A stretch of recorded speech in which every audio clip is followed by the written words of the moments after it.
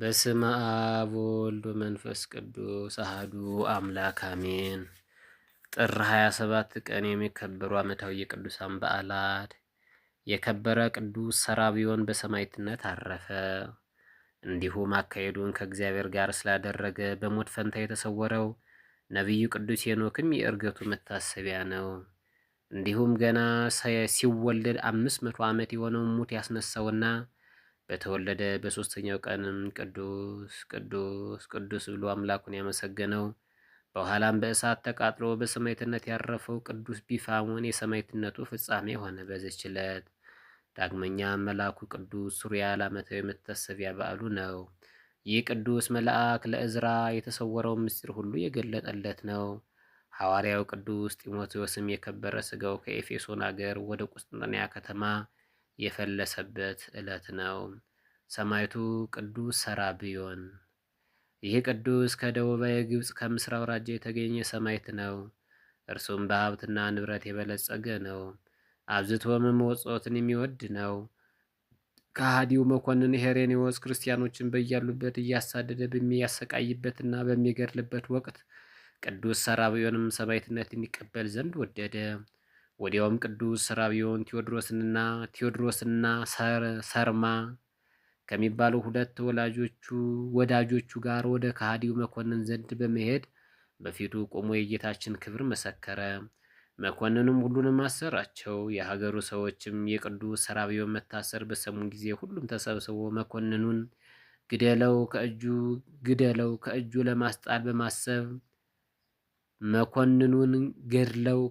ለማስጣል በማሰብ ብዙ መሳሪያ በመያዝ ለጦርነት ተዘጋጁ። ነገር ግን ቅዱስ ሰራብዮን ከለከላቸው።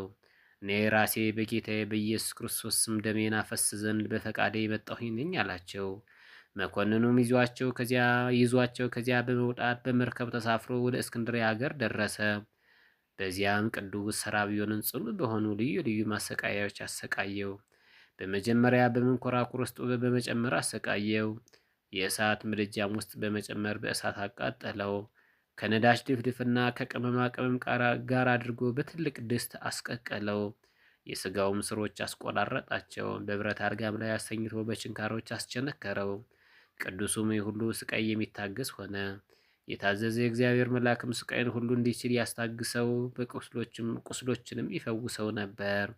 ከዚህ በኋላ መኮንኑ ቅዱስ ሰራብዮንም በእንጨት ላይ ሰቅሎ በፍላጻዎች አስነደፈው። የቅዱሱ የዘወትር ጠባቂ የሆነው መልአኩም እርሱን ከተሰቀለበት አውርዶ በእርሱ ፈንታ መኮንኑን አስሮ ሰቀለው። ቅዱስ ሰራብዮንም በዚህ ጊዜ መኮንኑ በክርስቶስ ስም የታሰሩትን ሁሉ ከእስር ቤት እስከምታወጣቸውና የሞታቸው ፍጻሜ እስከምታዘ ድረስ ከዚህ ከተሰቀልክበት እንጨት እንደማትወርድ ወቅ አለው። መኮንኑም የቅዱስ ሰራብዮንን ትእዛዝ በመቀበል በእስር ቤት ያሉትን ሁሉ እንዲያወጧቸውና ራሶቻቸውን በሰይፍ እንዲቆርጡ አዘዘ። እንዳዘዘውም እንዲህ አደረጉና አንገታቸውን ቆረጣቸው። የሰማዕትነት አክሊልም ተቀናጁ። የእነዚህም ሰማዕታት ቁጥራቸው 540 ሆነ። በረከታቸው ይደርብን። ከዚህ በኋላ የከበረ ቅዱስ ሰራብዮንን ወደ ሌላ ሀገር ወስዶ ያሰቃየው ዘንድ ከሐሳቡም ካልተመለሰ ራሱን በሰይፍ ይቆርጠው ዘንድ ሄሬኔዎስ አንዱን መኮንን አዘዘው። መኮንንም በመርከብ ይዞት ሄደ። ሌሊትም በሆነ ጊዜ ከአንድ ወደብ ደርሰው ሲተኙ መርከቧ በእግዚአብሔር ፈቃድ ያለ አቅጣጫዋ ከቅዱስ ሰራብዮን አገር ደረሰች። ሲነጋም በነቁ ጊዜ የመሄጃቸው አቅጣጫ ተገልጦ አገኙት። ሰራብዮን ሆይ እነሆ ይህች የሰማዕትነት የምትፈጽምባት አገር ናት የሚል ድምፅ ከሰማይ መጣ። በዚህም ጊዜ ቅዱስ ሰራብዮን ከመርከቧ ወርደው ታላቅ ስቃይን አሰቃይተው በመጨረሻም ራሱን በሰይፍ ቆረጡት። በመንግሥተ ሰማያትም የሰማዕትነት አክሊል ተቀበለ። የሰየፈው መኮንንም ልብሶቹን አስወጥቶ ገንዞ ለዘመዶቹ ሰጠው። የሰማዕቱ የቅዱስ ሰራብዮን ረድኤቱ በረከቱ በሁላችን ላይ እጥፍ ድርብ ሆኖ ይደር። ሰማዕቱ ቅዱስ ቢፋሞንም ይህ ቀን መታሰቢያው ነው። ይህ ቅዱስ ገና ሲወለድ 500 ዓመት የሆነው ሙት አስነስቷል። በተወለደ በሦስተኛው ቀንም ቅዱስ ቅዱስ ቅዱስ ብሎ አምላኩን አመስግኗል። አባቱ ከከበሩ ወገኖች የሆነ ስሙ አንስጣስዮስ እናቱ ሶስና ይባላሉ። እነርሱም መመጽወትን የሚወዱ ደገኛ ክርስቲያኖች ናቸው። በእመቤታችንና በቅዱሳን የበዓላት ቀን ለድሆችና ለጦም አዳሪዎች ምጽዋትን በመስጠት ያከብራሉ። የሚኖሩትም በምስር ሀገር አውሲም በሚባል ቦታ ነው። እግዚአብሔርም ደግነታቸውን ተመልክቶ መልኩ እጅግ ያማረ ልጅ ቅዱስ ቢፋሞንን ሰጣቸው። እርሱም ገና ሲወለድ ጀምሮ ብዙ ተአምራት አድርጎላቸዋልና እጅግ ደስ አላቸው። በሃይማኖት በምግባር ኮትኩተው አሳደጉት። 9 ዓመትም በሆነው ጊዜ ሃይማኖትና ስርዓተ ቤተ ክርስቲያን እንዲማር ለአንድ መምህር ሰጡት። ከመምህሩም ዘንድ ጥበብና ተግሳጽን የቤተ ክርስቲያንን መጽሐፍት ሁሉ አጠና። ከልጅነቱም ጀምሮ በጾም በጸሎት በስግደት ይጋደል ነበር። እግዚአብሔር ለቅዱስ ቢፋሞን ገና በልጅነቱ በእጆቹ ድንቅ ድንቅ የሆኑ ተአምራትን የማድረግ ጸጋ ሰጠው። በቁስለ ደዌ እጆቹና እግሮቹ የታመመ አንድ ድሃ ቅዱስ ቢፋሞን ምጽዋት ቢለምነውና ቅዱሱም በእጆቹ ቢነካው ወዲያውኑ ከደዌው ድኖ ጤነኛ ሆነ። ሁለተኛም በሌላ ጊዜ በቅዱስ ዳዊት መዝሙር ሲያመሰግን ከዚያ አንድ ጋኔን የሚጥለው ሰው ነበርና የእግዚአብሔር ቅዱስ ሆይ ተወኝ፣ ከዚህ ቦታ ልጥፋ ብሎ ጮኸ። ቅዱስ ቢፋሞን ወደ ጌታ ጸልዮ ያንን ጋኔን ያደረበትን ሰው አዳነው። መምህሩም ይህን አይቶ በዚህ ሕፃን ልጅ ያደረውን ጸጋ ደነቀ፣ አከበረውም። በመምህሩም ዘንድ 8 ዓመት ኖረ። ጌታችንም ቅድስት እናቱን ድንግል ማርያምንና ቅዱሳኑን እያስከተለ እየመጣ ይገለጥለት ነበር። ቅዱስ ቢፋሞን በየ7 ቀን በመጾም ተጋድሎውን ጨመረ። ከሰንበት በቀር እህልን አይቀምስም ነበር።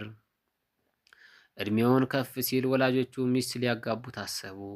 እርሱ ግን በዚህ እንደ ጤዛ በሚያልፍ ዓለም ከሴት ጋር መኖር ለእኔ ምንድን ነው አላቸው። ፍላጎትም ዓለሙም ሁሉ ያልፋል አላቸው።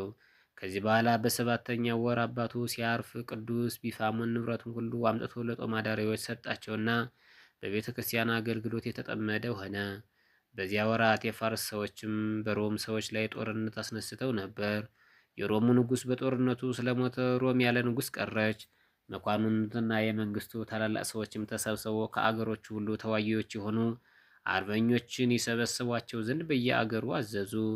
ከላይኛው ግብፅ ልበ ደንዳና የሆነ ስሙ አግሪጳዳ የሚባል ሰይጣን በልቡ ያደረበት ፍየል ይጠብቅ የነበረ ኃይለኛ ሰው ተገኘ። እርሱም ወደ አንጾኪያ ሀገር ወስደው የፈራሶች ባልደራስ አድርገው ሾሙት። በአንዲት ዕለትም ሸምበቆ አንስቶ ዋሽንት ሰርቶ ቢነፋ በፈረሶች ላይ ሰይጣን አደረባቸውና ፈረሶችም እያሽካኩ ይጨፍሩ ጀመር። በጦርነቱ የሞተው ንጉሥ ሴት ልጅን በቤተ መንግስት አዳራሽ ሆና ሲዘፍንና ዋሽንት ሲነፋ አግሪጳዳን አይታ ወደደችው። ሰይጣንም በልቧ የዝሙት ፍላጻን ጨመረባትና ወደ እርሱ አስመጣችውና ገባቸው። ስሙንም ዲዮቅልጥያኖስ ብላ ሰየመችውና ነገሰችው። ታናሽ እህቷን በእርሷ ቀንታ መክስሚያኖስ የሚባለውን አንዱን መኮንን መልምላ ገባችውና ልብሰ መንግስቱን አልብሳ ነገሰችው። መክሲሚያኖስና ዲዮቅልጥያኖስን በአንጾኪያና በሮም ተስተካክለው ነገሱ። ከዚህ በኋላ ሰይጣን ተገለጣላቸውና እንዲህ አላቸው። በንጉሱ ሴት ልጆች ላይ የዝሙትን ፍቅር በልባቸው ላይ አሳድሬ እንዲወዷችሁና እንዲያገቧችሁ ያደረግኩ እኔ ነኝ። አሁንም ትእዛዜን ከሰማችሁ በምድር የሚኖረው ሕዝብ ሁሉ በእጃችሁ ውስጥ አድርግላችኋለሁ። እናንተም ስገዱልኝ። የብርና የወርቅ ምስል ሰርታችሁ አማልክት በሏቸው። ስማቸውንም አጵሎን፣ አርዳሚስ ብላችሁ ጥሯቸው። ሰዎች ሁሉ ዕጣን እንዲያሳርጉላቸው እንዲሰግዱላቸው እዘዙ።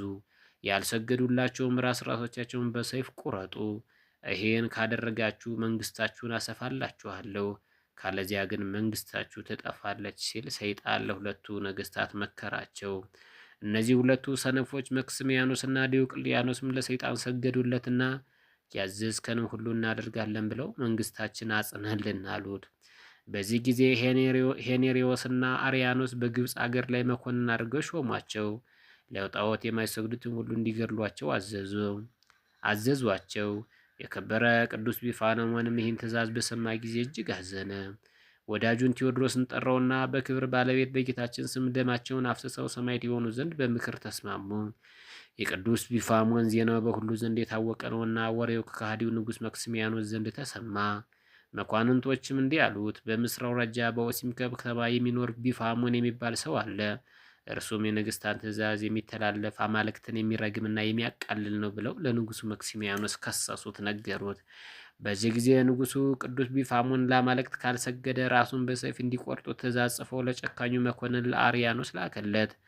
ደብዳቤውም ከመኮንኑ ዘንድ ሳይደርስ የታዘዘ የእግዚአብሔር መልአክ ለቅዱስ ቢፋሞን ተገለጠላትና እንዲህ አለው፣ በሰማዕትነትም እንደሚሞት እናቱንና አገልጋዩ ዲዮጋንስም አብረው እንደሚሞቱ ከነገረው በኋላ ሰማዕትነቱን በትዕግስት እንዲፈጽም ነገረው።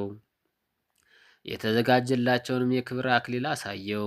ቅዱስ ቢፋሞንም ተነስቶ ለእናቱ መልአኩ የነገረውን ነገራት። መልአኩ ለእርሷም ተገልጦ ይህንኑ ነግሯት ነበርና ለልጇ ነገረችውና ለሰማዕትነት በመረጣቸውና በአንድነት እጅግ መርጧቸዋልና በአንድነት እጅግ ደስ አላቸው። ሲጸልዩ አድሩና በነገታው ቅዱስ ቢፋሞን ወዳጁን ቴዎድሮስን አስጠራውና ሁሉንም ነገረው። ቀጥሎም የመከረው ጊዜ ካለፈ በኋላ አንተ በዚች ሀገር ላይ ኤጲስቆጶስነት ትሾማለህ፣ ያን ጊዜም በስሜ ቤተ ክርስቲያን ትሰራለህ ብሎ ትንቢት ነገረው። ወዲያውም ሰላምታ ተሰጣጡና ተሳስመው ተለያዩ። ከጥቂት ቀኖች በኋላ በአውሲም ከተማ መኮንኑ አርያኖስ ደረሰ። የሀገሩን ታላላቅ ሰዎችም አቅርቦ ስለከበረ ቅዱስ ቢፋሞን ጠየቃቸው። የሀገር ሽማግሎችም ስለ እርሱ አዘኑ። እርሱ ተአምራትን የሚያደርግ አማልክትንም የሚረግም መሆኑን ያውቃሉና። ወዲያው ቅዱስ ቢፋሞን ቤተሰቦቹን ተሰናብቶ ያማሩ ልብሶችን ለብሶ ፈረስ ጋልቦ የሀገሩ ሽማግሎችና መኮንኖች ካሉበት ቦታ ደረሰ። መኮንኑ አርያኖስም ባየው ጊዜ ደስ ብሎት በክብር ሰላምታ ሰጠው። ቅዱስ ቢፋኖም ግን እንዲህ አለው፣ የሰላምታ ትርጓሜው ደስታ ነው። እኔ በጌታዬና በፈጣሪ በኢየሱስ ክርስቶስ ዘንድ ደስታ አለኝ። አንተና ባልንጀሮች ግን በሰማያት ደስታ የላችሁም አለው።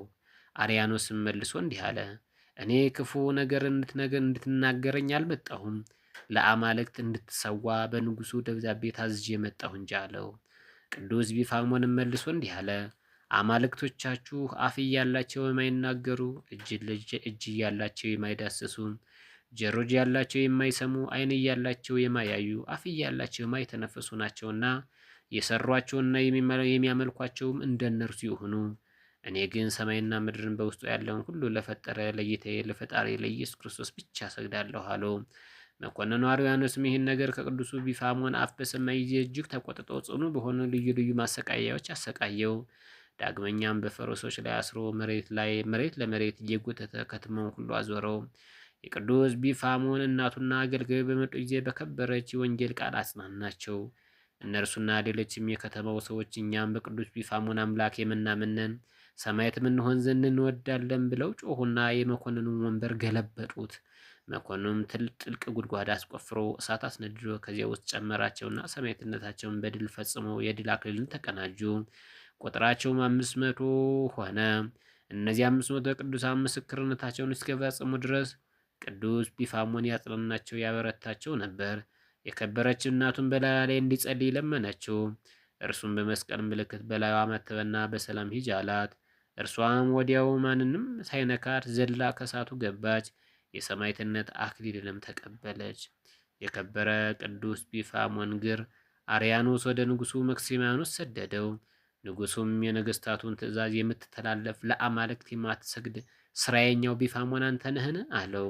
ቅዱሱም እንዲህ አለው፣ ቅዱስ ቢፋሞን እኔ ስራዬን አላውቅም፣ ለረከሱ አማልክት ግን አልሰግድም።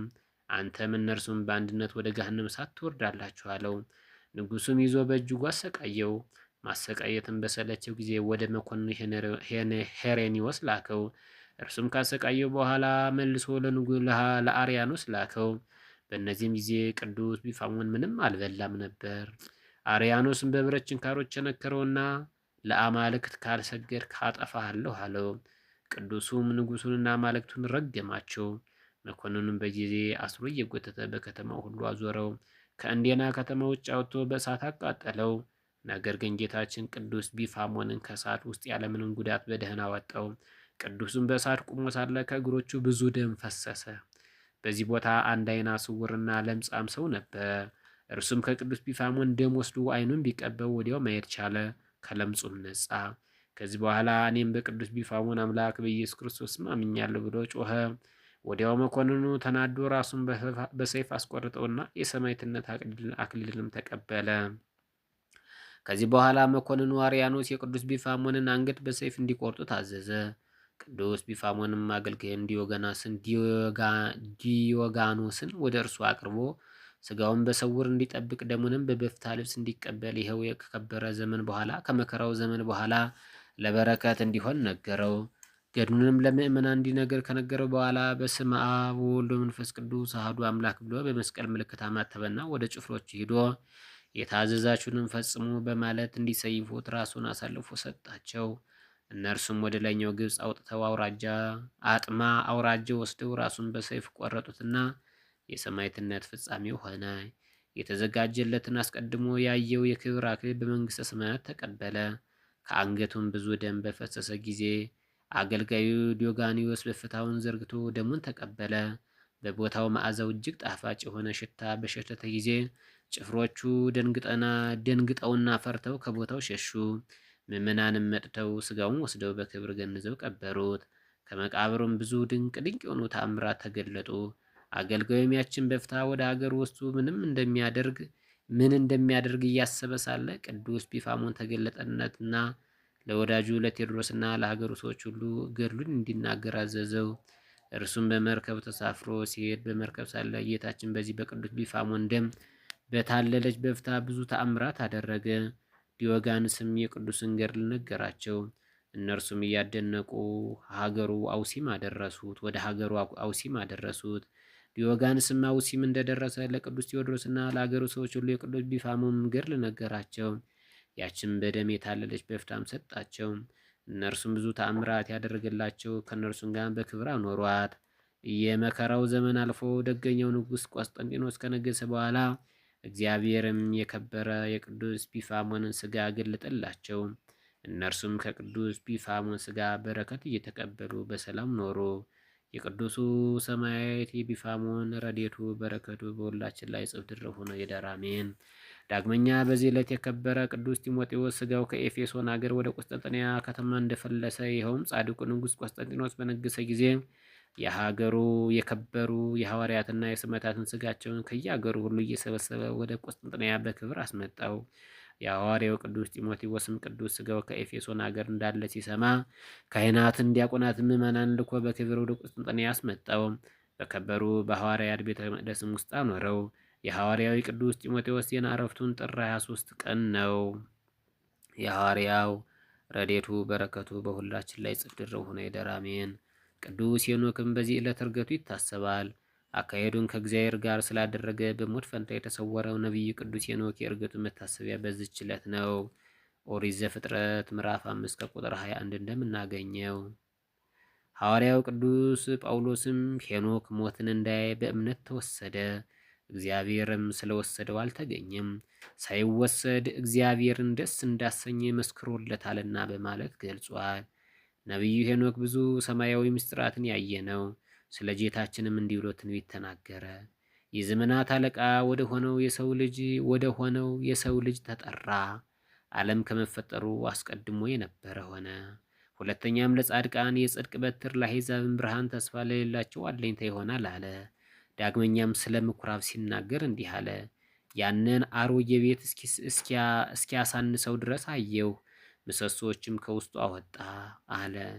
ዳግመኛም ስለ ቤተ ክርስቲያን ሲናገር ጌታ አዲስ የበጎች ቤት አምጥቶ ሲሰራ አየሁ፣ ከቀድሞም የበለጠ ነው፣ በጎችም ሁሉ በውስጧ ይሰማራሉ አለ። ስለ ምዕመናንም እንዲህ ተናግሯል። የእነዚህ በጎች ጸጉራቸው ንጹሕ ነጭ ነው፣ የተበተኑትም ከአራዊት ጋር ይሰማራሉ፣ ሁሉም በአንድነት ተሰብስቦ ገራሞች ሆነዋል አለ። የነቢዩ የቅዱስ ሄኖክ ረድኤቱ በረከቱ በሁላችን ላይ ጽፍ ድርብ ሆኖ ይደር። በዕለቱ ከሚከበሩት ቅዱሳን ረድኤት በረከት ይክፈለን።